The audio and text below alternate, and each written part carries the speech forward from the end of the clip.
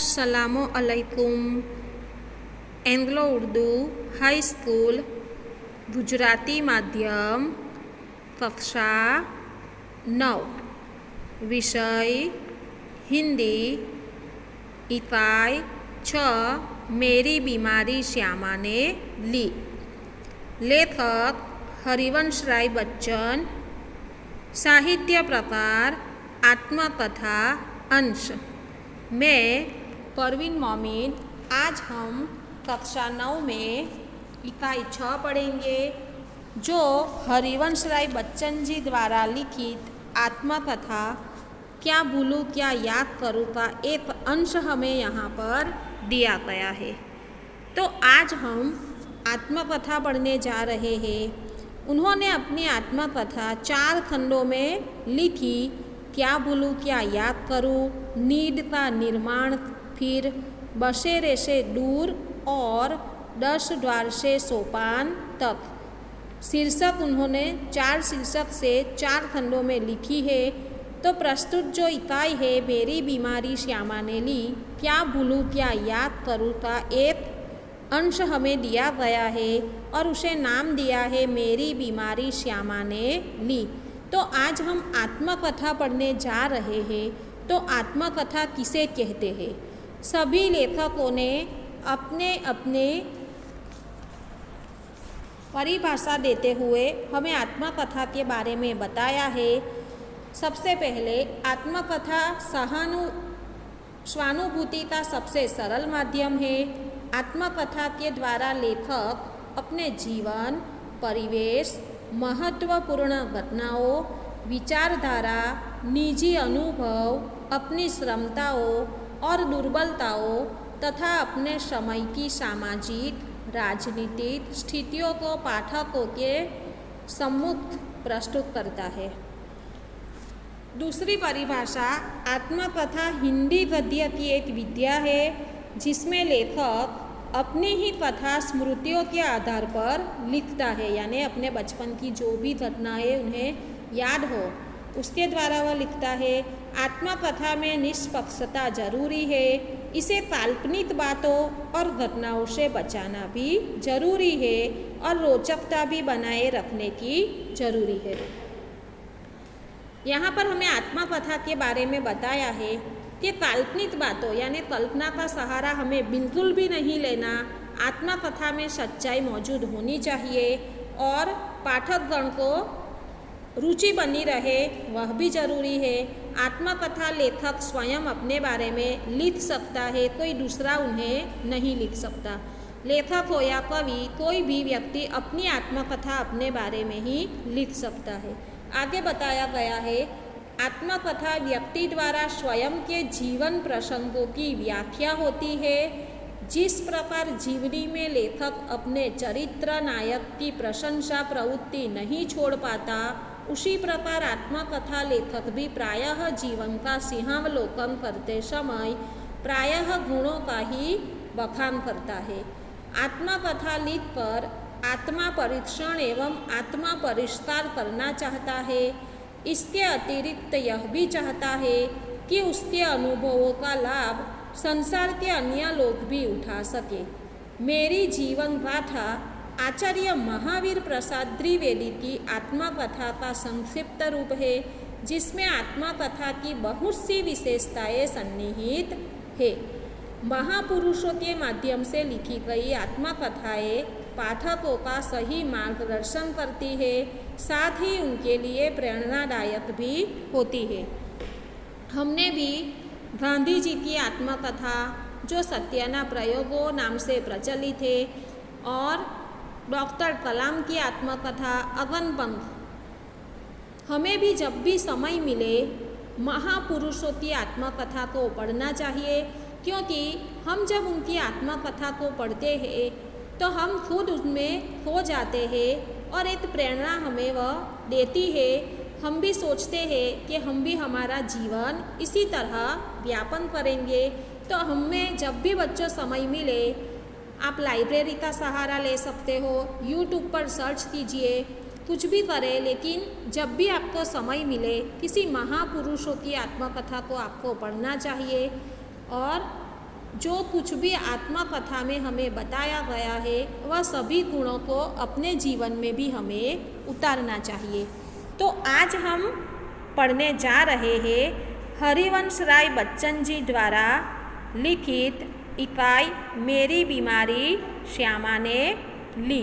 तो हरिवंश राय बच्चन हिंदी साहित्य के बहुत ही मशहूर कवि एवं लेखक है। केवल एक ही त्रुटि से वे हिंदी साहित्य में अमर हो गए। यहाँ पर हमें उनकी लिखित मधुशाला की कुछ पंक्तियाँ दी गई है। आपको यूट्यूब पर अगर सर्च करें तो इनकी लिखित सभी त्रुटियों को आप पढ़ सकते हैं और समझ सकते हैं। मधुशाला मृदु भावों के अंगूरों की आज बना लाया हाला, प्रियतम अपने ही हाथों से आज पिलाऊंगा प्याला, पहले भोग लगा लूँ तेरा फिर प्रसाद जग पाएगा, सबसे पहले तेरा स्वागत करती मेरी मधुशाला।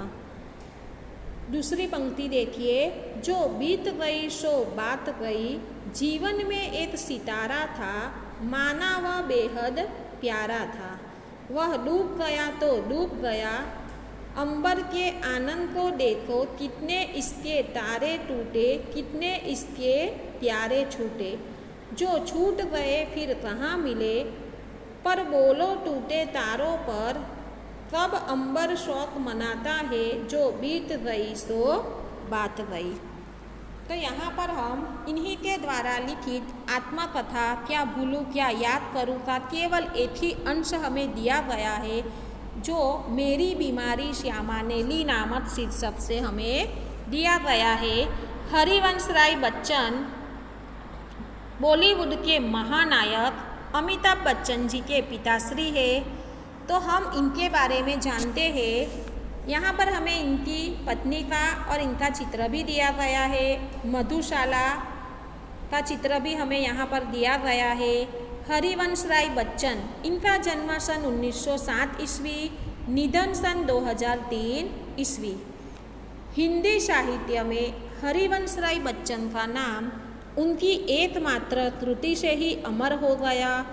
हालांकि विपुल मात्रा में साहित्य सर्जन किया है, उन्होंने साहित्य सर्जन विपुल मात्रा में किया है, ज़्यादा किया है, लेकिन केवल एक ही त्रुटि से वे अमर हो गए। छायावादोत्तर काल के कवियों में बच्चन एक विशिष्ट सर्जक रहे हैं। इलाहाबाद विश्वविद्यालय के अंग्रेजी के प्राध्यापक के रूप में, तत्पश्चात दिल्ली में सरकारी सेवा, आकाशवाणी और 2-1 अन्य स्थलों पर आपने सेवाएं दी। भारत के एक विशिष्ट कवि के रूप में राष्ट्रपति जी ने उन्हें राज्यसभा का सदस्य मनोनीत किया था।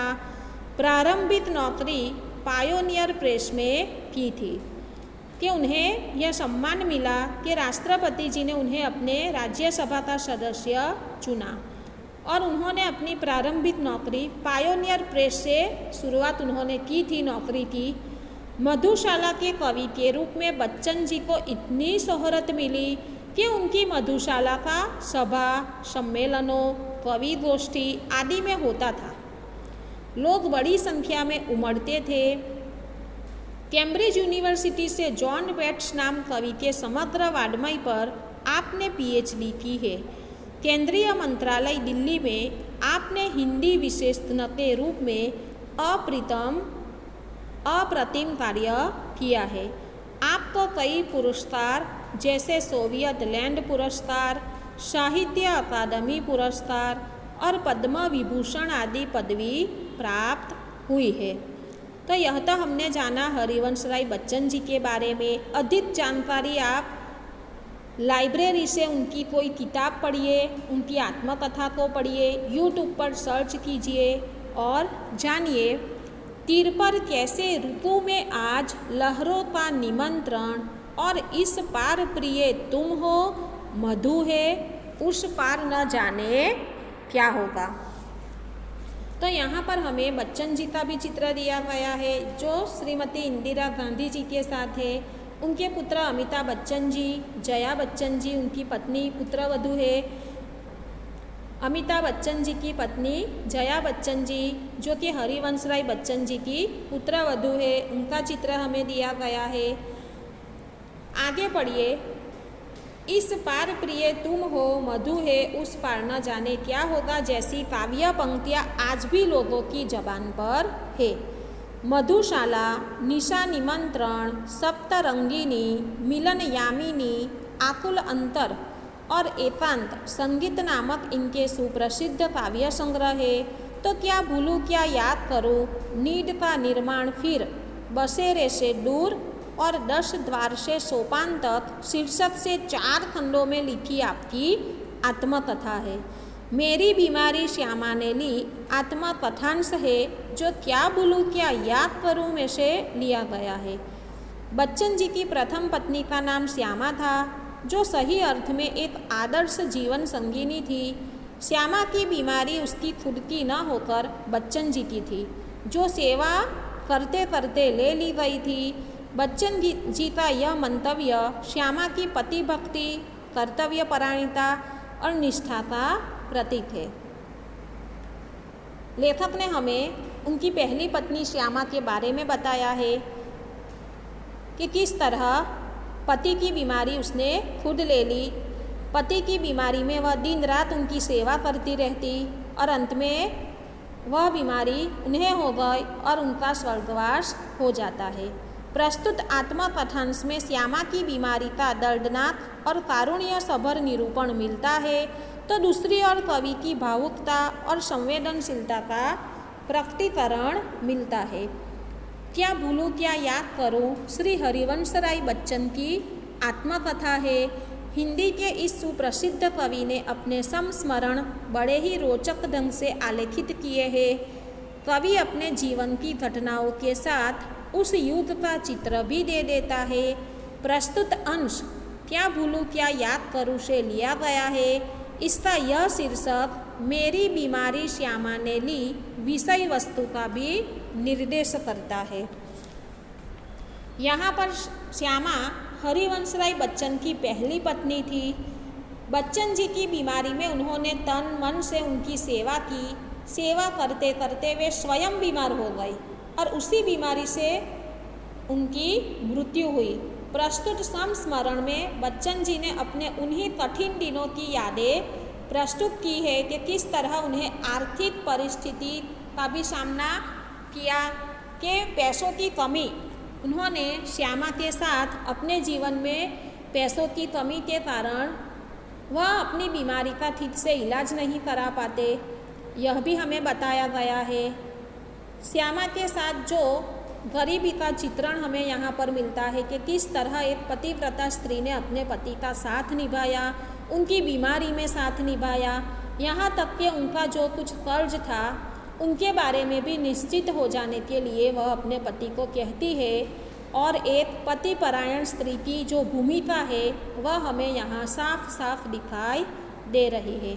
तो आप भी पढ़िए अपनी किताब में पेज नंबर 25 पर मेरे साथ। यहाँ पर हमें चित्र दिया गया है गांधी जी, और दूसरा चित्र हमें यहाँ पर दिख रहा है किपलिंग। किपलिंग एक ब्रिटिश लेखक थे। आप पढ़िए मेरे साथ। मैं अपनी बीमारी को दुलारने वालों में न था। दुलारना यानी लाड प्यार करना। कई लोग कैसे होते हैं, बीमार हो जाते हैं तो जैसे लाड प्यार उनका और उमड़ आता है, सोते ही रहते हैं, खाना पीना वह बस सोते सोते ही खाते हैं पीते हैं। जैसे वह बीमार है तो जैसे लोगों को बताना चाहते हैं कि मैं बीमार हूँ, और ज़्यादा लाड प्यार उनके अंदर आ जाता है। सच कहूँ तो मैं अपनी बीमारियों के प्रति प्रायः निर्भय था। शायद मैंने गांधी जी के ही लेख में कहीं पढ़ा था कि बीमार होना अपराध है। हमें जो शरीर दिया गया है उसे हम स्वस्थ न रखें तो हम अपराधी तो है ही। उन्होंने गांधी जी के ही किसी एक लेख में क्या पढ़ा था कि हमें जो शरीर दिया गया है उसे हम स्वस्थ रखें, हम उसे बीमार ना होने दें, और हम अगर स्वस्थ न रखें तो हम अपराधी कहलाएंगे। तर्क यानी दलील। तो दलील कुछ और आगे ले गया था कि हमें जो शरीर दिया गया है उसे हम स्वस्थ न रखें तो हम अपराधी कहलाएंगे। गांधी जी के इस कथन को लेखक कुछ ज़्यादा ही आगे ले गए थे। अपराधी को दंड देना चाहिए। मुझे जब कभी छोटी मोटी बीमारी होती, जुकाम, बुखार, खांसी, सिर दर्द, तो मैं खाट पर न लेटता और भी अपने से काम लेता। कि लेखक को जब भी कोई बीमारी होती, छोटी मोटी, जुकाम हो जाता, बुखार आती, खांसी, सिर दर्द, तो वह लेटे न रहते, लेकिन इस बीमारी में वह और ज़्यादा काम लेते थे। मुझे भरे घुट बुखार में अपनी रात की ट्यूशनों पर जाने की याद है। भरे घुट यानी बहुत तेज। लेखक को जब बहुत तेज बुखार था तब भी वह रात को अपने ट्यूशन में जाते थे। बुखार की गर्मी और तेजी में तो मैं और जोश में पड़ा था। मजदूरी करके रोटी कमाने वाले को बीमार पड़ने का क्या अधिकार है? बीमारी अमीरों की हरमज़दगी है। हरमज़दगी यानी नित्य के नियम के अनुसार, हरमज़दगी यानी हरामीपन। गरीबों को उसे अपने पीछे न लगाना चाहिए। लिखने में तो ऊंचा बुखार मुझे सब तरह से सहायक, प्रेरक और प्रोत्साहक लगता। हरमज़दगी यानी हरामीपन। तो लेखक हमें यहाँ पर बताते हैं कि जो मजदूरी करके रोटी कमाने वाले हैं उन्हें बीमार पड़ने का अधिकार नहीं है। बीमारी तो केवल अमीरों के लिए है। गरीबों को उसे अपने पीछे न लगाना। पीछे लगाना यानी अपनों को परेशानी में डालना। तो यहाँ पर हमें एक मुहावरा दिया गया है, पीछे न लगाना यानी अपने को परेशानी में नहीं डालना चाहिए। गरीबों को बीमार पड़ने का अधिकार ही नहीं है। लिखने में तो ऊंचा बुखार मुझे सब तरह से सहायक, प्रेरक और प्रोत्साहक लगता। यहाँ पर 3 शब्द है। सहायक, सहाय करने वाला, प्रेरक, प्रेरणा देने वाला, प्रोत्साहक यानी प्रोत्साहन देने वाला। तीनों 3 शब्द जो है यहाँ पर कर्तृवाचक संज्ञा है। एक तरह की आँख जिसमें मेरी अनुभूतियों में ताप आता, जिसमें गल पिघल कर मेरा हृदय ढलता। एक तरह की भट्टी जो मेरे विचार, भाव, कल्पनाओं को उबाल देकर उच्छलित करती। यह तो मैं नहीं कहूँगा कि बुखार में मैं अदबदा कर लिखता था। अदबदा कर लिखना यानी ज़बरदस्ती। कि यह ऐसा ज़रूरी नहीं था कि बुखार आने पर मैं ज़बरदस्ती लिखता था, पर अगर मैं लिखना चाहता था तो बुखार मेरे लिए कोई बाधा नहीं बन सकता था। हल्के बुखार में तो मेरे सब काम हस्ब मामूल होते रहते। हस्ब मामूल यानी नियम के अनुसार, नित्य नियम के अनुसार। कि अगर लेखक को बुखार भी आता तो रोज़ाना ज़िंदगी में हम जो काम नियम के अनुसार करते हैं वह सभी काम लेखक आसानी से करते थे। कोई मेरा बदन छूकर कभी कहता था कि तुम्हें तो बुखार है, तो मैं पट से जवाब देता था कि हाँ बुखार है और मैं भी हूँ। कि बुखार तो है ही लेकिन साथ में मैं भी हूँ। पट से जवाब देना यानी मुहावरा है तुरंत और निर्भय होकर उत्तर देना। शायद किपलिंग ने अपनी आत्मकथा में लिखा है कि कभी कभी उसे बुखार में भी काम करना पड़ता था, और जब वह बुखार में होता था तो और अच्छी कहानियाँ लिखता था। बहुत अच्छी बात एक ब्रिटिश लेखक थे रुडयार्ड किपलिंग, उन्होंने बताई है कि उनकी आत्मकथा में उन्हें खुद लिखा है कि बुखार में काम करना पड़ता था। जब वो बुखार में होता था तो अच्छी कहानियाँ लिखता था। बुखार में कम लिखने की मुझे याद नहीं, वह कैसा बन पड़ा इसका निर्णय मैं न देना चाहूँगा। तो यहाँ पर हमें बताया गया है कि गांधी जी कहते थे कि बीमार होना एक अपराध है। बच्चन जी गांधी जी के इस कथन से सहमत थे। वे इसे एक दंडनीय अपराध मानते थे, इसलिए वे अपनी छोटी मोटी बीमारियों की परवाह नहीं करते थे। इन बीमारियों में वे और अधिक काम करते थे। बीमार होने के बावजूद वे स्कूल में पढ़ाने जाते, ट्यूशन और लेखन कार्य करते थे। बुखार में उनका लेखन कार्य और अच्छा होता था। तो आज हम इतना ही पढ़ेंगे। अगले वीडियो में हम भाग 2 में इस आत्मकथा का दूसरा भाग पढ़ेंगे। धन्यवाद।